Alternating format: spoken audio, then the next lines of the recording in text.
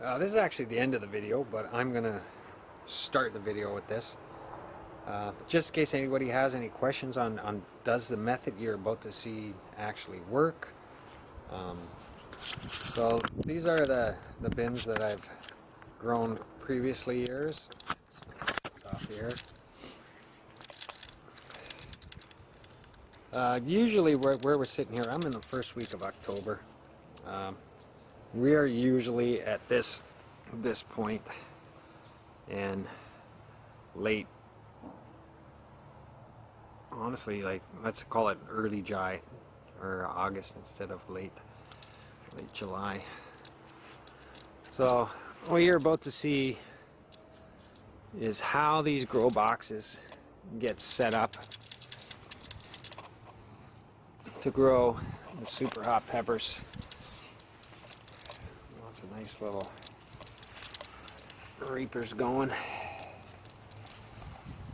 This guy, when it's ready, it's a whopper. Oh, there's a nice one back there. So yeah, these little grow boxes that I've been using and have used in all my videos. You see back there, if the light will allow, my little worm tube feeders. It keeps all the fertilizing down to minimal. My worms just eat whatever I put in there. I'm gonna stand back because this is just a bush. Usually by this year or by this time of the year, there's not much left on the plants. But we had a very bad summer. Anybody in the northern hemisphere did, and that's how it worked out. And we're gonna walk over here, and this bed right here is about to see. You're gonna see how I did it, and that's how I filled my beds for about $1.25. Next year it's going to cost me $13.50 to top them up with coconut coir. But other than that, $1.25. Everything that I get, the containers, the tubes, all those buckets, all the compost, everything is left over. Everything's free. Everything's grass. So this is how we can grow this many peppers for $1.25 this year and top up $13.50 next year. So let's call it, if I call it a $15 grow box, people say no, it's $15.25, but so I'll call it fill everything up for under $20 and get it free. Okay, you're about to see how this all came to be.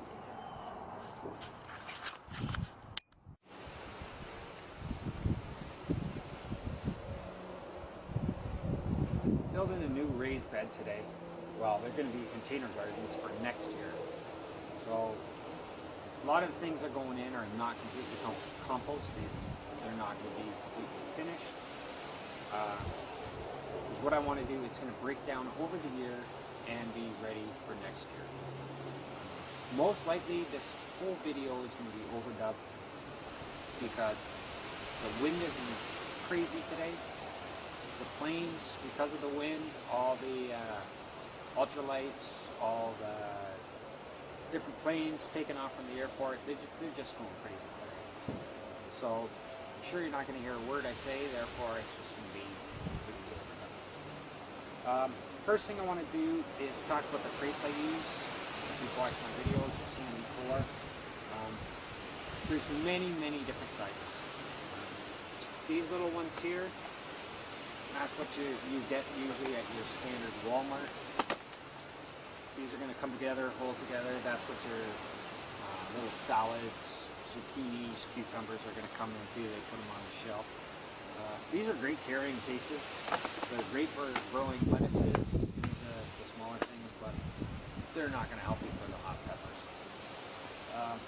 The next size up, This is what the pineapples come in. These will work, these will suffice.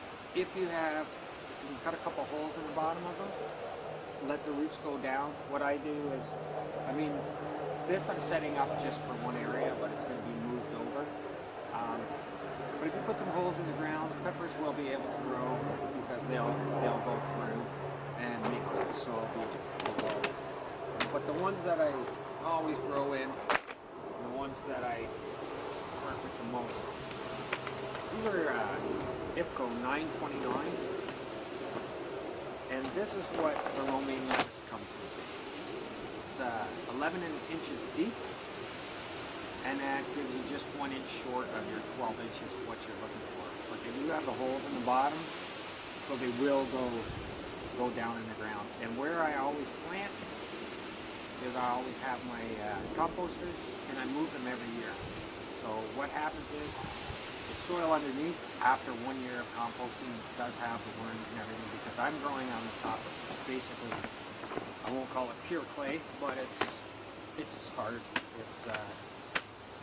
It's got nothing in there. So it takes at least a year for the ground to start to break up, start to move around. I don't know if you can see around me, but the rest of my yard, if you look at my other videos, anywhere there's a patch of dry grass, it's just a hard, dry clay. Whereas in this area, see the darkness, and that's because of moving my compost around. This area here, I will be putting another one. This is not going to be the way I plant. I'm setting up my boxes for next year, and then I will set them up to the area that I want. Basically, right now I have them all close together. One, it's easy to fill. Two, I can tarp it for the winter. Well, let's call it fall, because once winter comes, I can take that tarp off, let the snow come, and do its thing. There's nothing that's going in here right now that is fully composted, except off to the side here, I have peat moss, and I don't use peat moss. I use coconut coir. The peat moss is unrelisted. It is organic, but let's be honest, the tar sands in Alberta are organic. Doesn't mean you want to plant in it. The reason why I choose not to use peat moss, first of all, it's a little bit high in acidity, and second of all, yes, it is renewable if you've got a good 10,000 years to let it come back. Whereas the coconut coir, everybody's eating coconuts. It's a product that's just left off to the side. So I choose to use the coconut coir. Both of them basically have no nutrients in it. Your job is to put the nutrients in. The only reason why I have this is Mike at Canadian Tire. I was in there again. I go constantly buying different things. I got a new house, so I'm always picking up.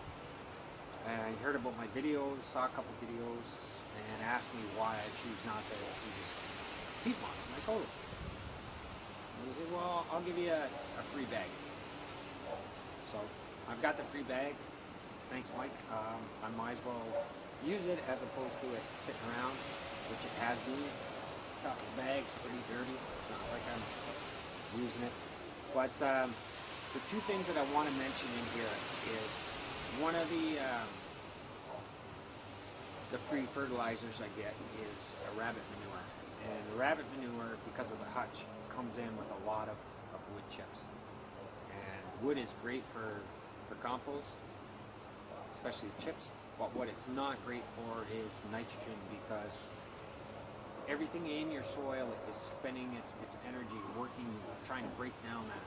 So it's actually sucking up the nitrogen until it breaks down.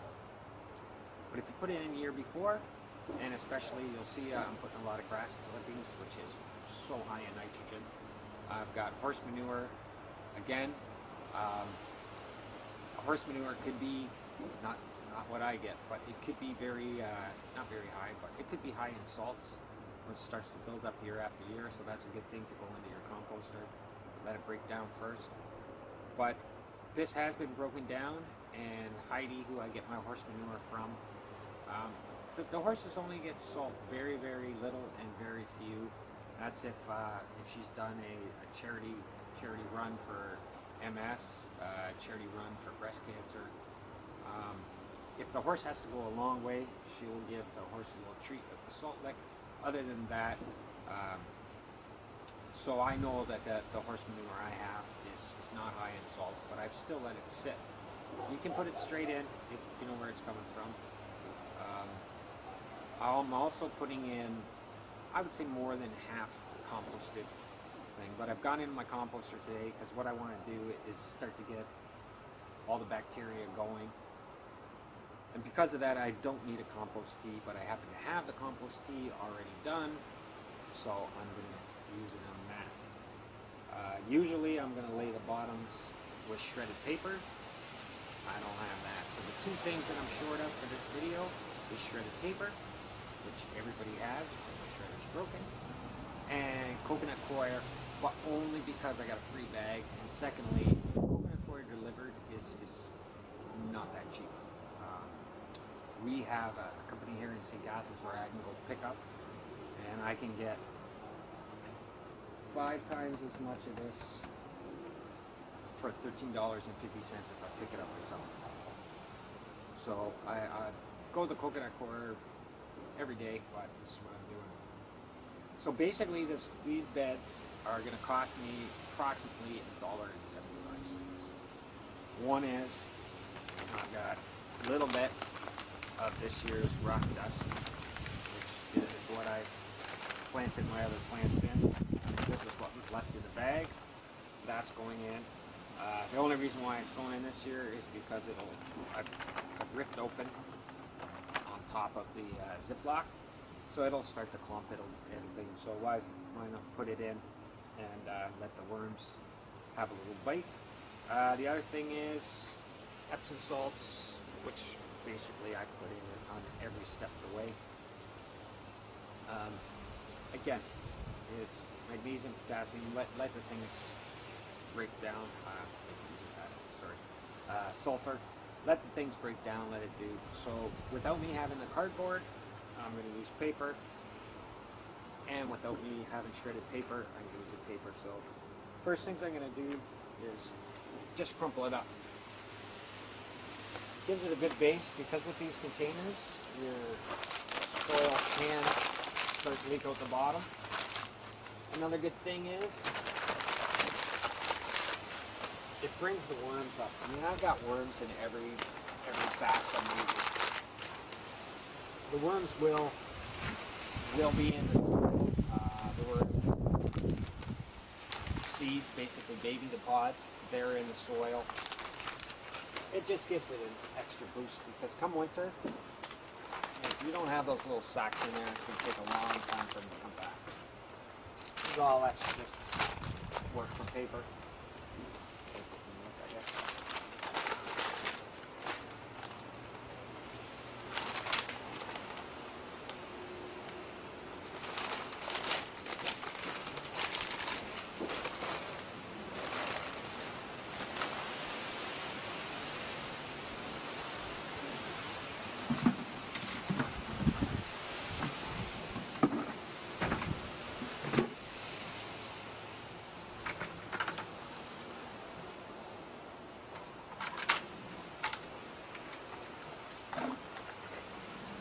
Like I say, I have the worm tea left over, so I might as well use it.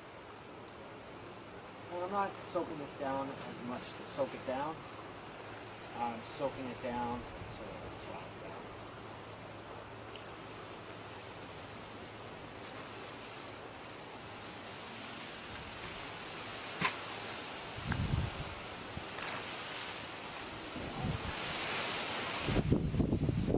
I'm going to put a layer of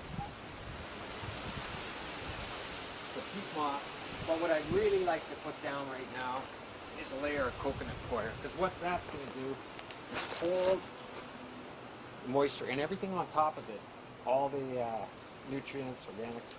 It's going to sink down into what the coconut coir would be holding.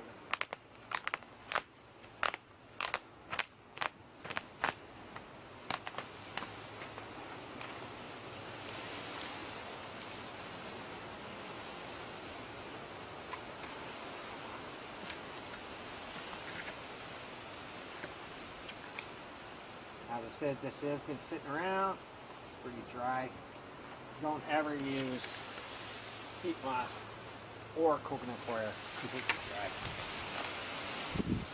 It takes forever to soak back up.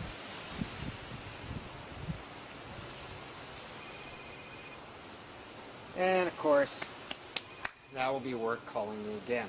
This is the 5th time today. Hello. Yep. Yeah, that's why I figured if you just sent me the order, I'll do it from home.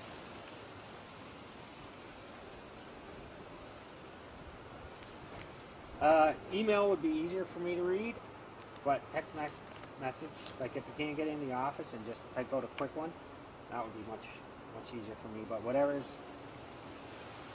yeah. Okay.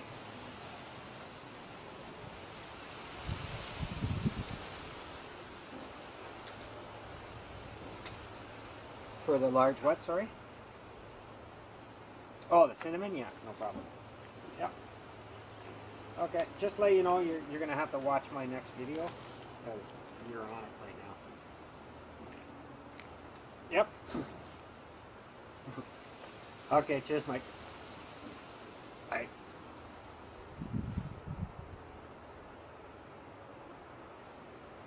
Yeah, that's the thing about working in restaurants. You never know. It could be supposed to be busy and it ends up dead. Could be dead, ends up being busy. So at least if you got 2 guys that can work together, I mean, we got a whole crew. But Mike and I, it's pretty easy. If he has a day off, I'll keep him in the loop. If I have a day off, he keeps me in the loop. And then that way you don't come back in after. I mean, some of the guys have a few days off, but Mike and I, it's usually 1. So therefore, when you come back after 1 day off, you're not completely lost now what's going on. Keep each other in the loop. So, okay.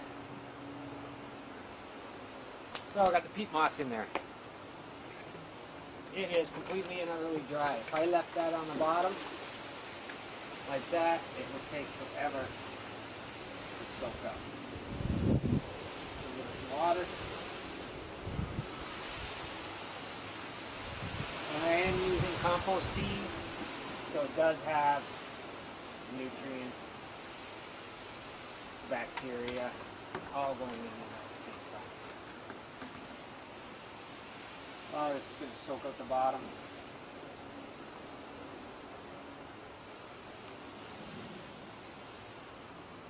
Because it is old peat moss, it's going to sit and do nothing. Now at this stage, I want to throw in some compost.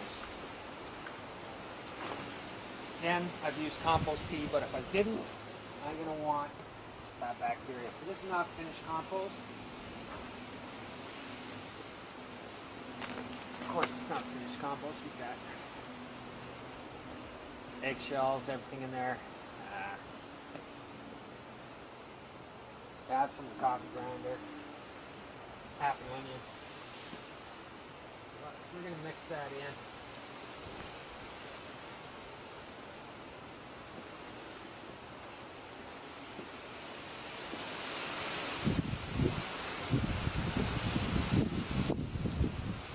In my composter I also have the rabbit manure and like the horse manure that's breaking down, and that's starting to smell a little bit because it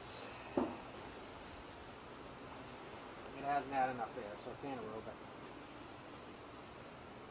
This right here is just pure broken down horse manure.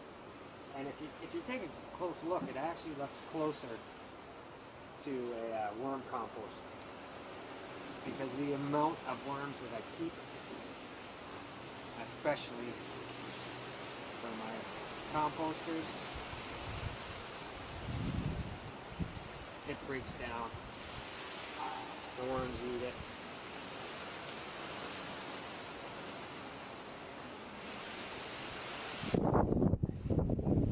Stuff over here is half broken down rabbit manure with the wood chips. So you can see they're starting to break.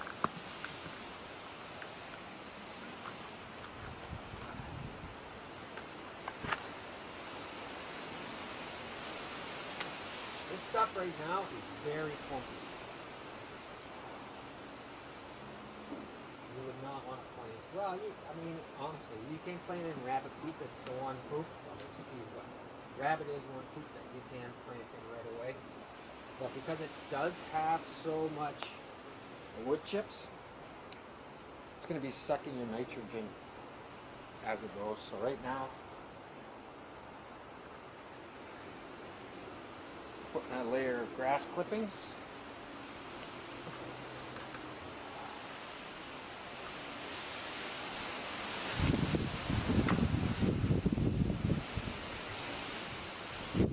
And this is extremely high in nitrogen.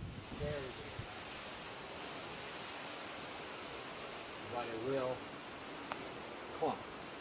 So when you're setting for the next year, you want to make sure you're going to give it a good stir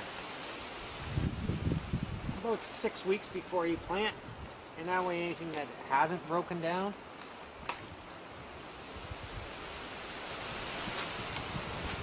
you can mix it up, get it going. Put a little bit of the rock dust in here.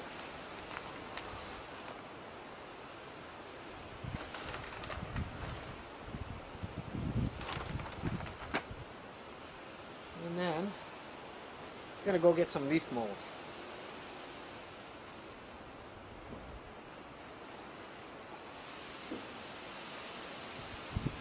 This is a big, heavy bag, but basically once you break into it and start spreading it around next year, it's going to be down to nothing. But it's extremely good stuff right here. The worms all through. I don't know if we can see that, but I think they're looking.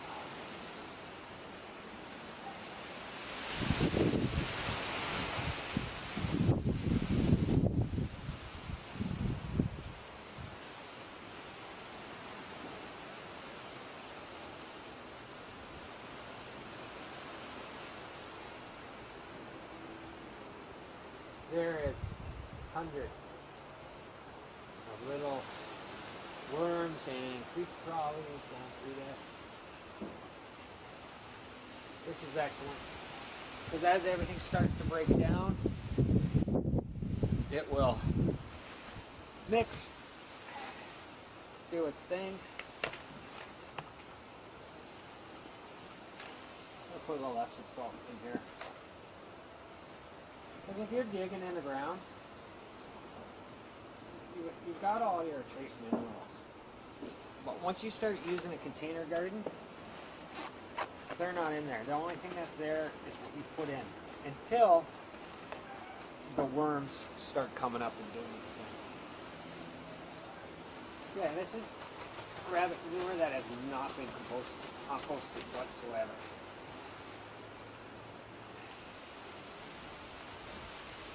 So I suggest me just using my hands like this. If you're a smoker like myself, you might want to wash your hands before you smoke.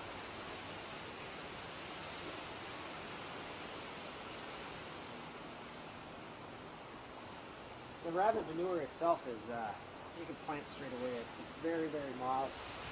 But the one thing to look out about a rabbit manure though is the manure itself is mild. So, everybody says, yeah, no, it's fine to plant in right away, but you don't know the urine content of your manure. So it still is a good idea to let it sit.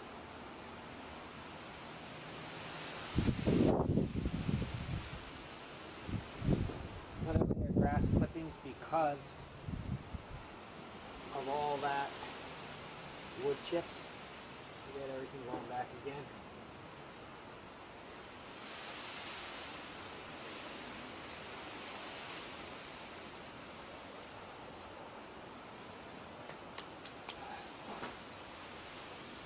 Now I'm going to let that sit probably is going to sit for about 2 weeks.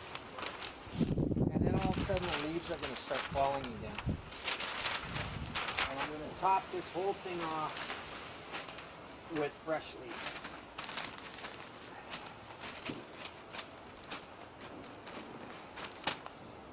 And next year, for a total of $1.75, other than me adding my bone meal, a little more Epsom salts, I'm going to have this whole area filled. We'll move them over, and that way I can get in and pick. I'm just going to stop the video, show everything afterwards of how everything got filled. And that's how we can fill a container garden for basically next to free. Just use everything that you can get. That's it. This is going to be extremely fertile. Next year I will add the coconut coir for sure, and then that'll be water retention. But at least now everything will be broken down. Next year I'll add more of my compost, some coconut coir, a little bit of bone meal, a little more rock dust. If I find it's a little bit too gummy, like I don't have enough coconut coir to go in there, like that's with the peat moss, then I'll add a little bit of sand. But I think I should be good with the amount of wood chips I have, with the amount of peat moss. It should make a really good mix, and that's going to be my new Carolina Reaper bed.